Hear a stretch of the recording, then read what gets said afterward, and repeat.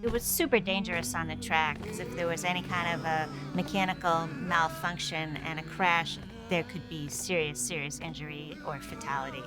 At more than 40 miles an hour, the world's top cyclists would push each other at top speed. This during a time in which cycles were often heavy and difficult to control, and riders never wore a helmet or protection of any kind. Major Taylor later said that at least 11 of his competitors died during cycling races. He himself was knocked unconscious, had many terrible crashes. For Major Taylor, the threats were constant. Competitors elbowed him, bumped him from the track, and once a spectator poured a pail of ice water over his head as he passed by. One athlete, William Becker, grew so incensed after a race that he came up behind Taylor and choked him into what Taylor called, quote, a state of insensibility. Just after we had crossed the tape, Becker wheeled up and hurled me to the ground. He then started to choke me, but the police interfered. It was 15 minutes before I regained consciousness. Track racing is controlled chaos. You have to leave the saddle, rock the bike from side to side. The bicycle is more or less a weapon at this point, and your job is to chase down everybody in front of you if you're going to win that race. For Major Taylor, to also combat racism at that time, competitors that didn't want to race with him or were boxing him out, people that are pioneers, they have to welcome that pressure, I think.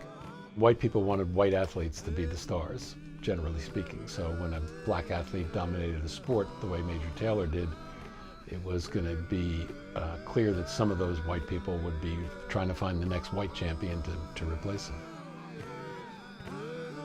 Taylor's challengers included Frank Kramer, once called the New Jersey Nightmare because of the intensity with which he attacked his opponents on the track. He often hurled racial epithets at Taylor in the press. There was Ivor Lawson, the big Swede, who once intentionally bumped Taylor into the infield and caused such terrible injuries that Taylor was forced into a hospital bed for weeks. And then there was Floyd McFarlane, the human engine, a West Coast champion from San Jose. McFarlane was a big bruiser of a guy, and McFarlane was determined. He would not stop at anything. He was not going to be beat by a black man. When racing head-to-head, wins by Taylor would send McFarlane into a rage.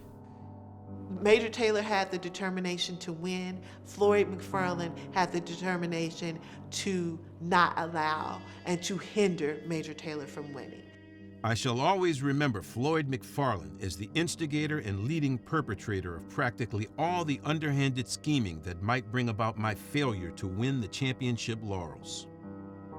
Major Taylor would have been racing and training and traveling under a system of segregation. This would cause him many challenges of where could he stay when he was going to races. How would he be able to train? And all of those things were things that he had to consider. So this was a very dangerous time to be the progeny of enslaved Africans in this country, to be a performer in a completely white theater was a daunting period. Not only did Taylor endure the racial turbulence, somehow he thrived in it. It was a turning point for Major Taylor, and he said, I'm not going to try to compete as anything other than what I am, and I'm going to let the color of my skin be my fortune. My race is my fortune.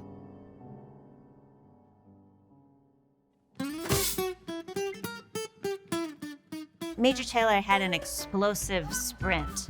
He could wait in the back of the pack for his moment and then find an opening and jump.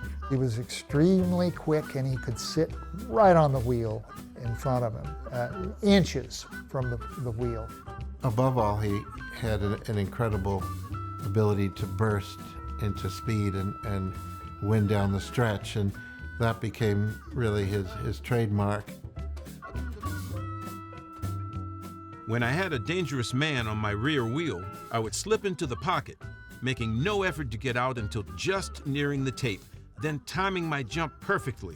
I would suddenly hop through, leaving my rivals in the lurch. Often, in direct defiance of promoters' bans, bogus fines, and opponents' threats, Major Taylor continued to win races all over the United States. In more than 12 years of competition, he set 22 world records and then went out and broke his own records another 4 times more. He soon garnered more prize money than any other athlete at the turn of the 20th century.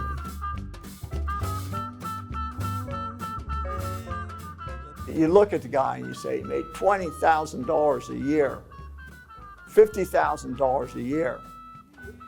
That doesn't seem that much to people today, but we're talking about hundreds of thousands of dollars a year. He made someplace between maybe $2 million, $3.5 million during his career. That's a lot of money. Major Taylor starts getting headlines, nicknames, the Worcester Whirlwind, the Black Comet, the Black Cyclone. People just love to see how fast he can go. No matter whether they were rooting for the black man to defeat the white man or whether they wanted to see white supremacy upheld, they wanted to see it.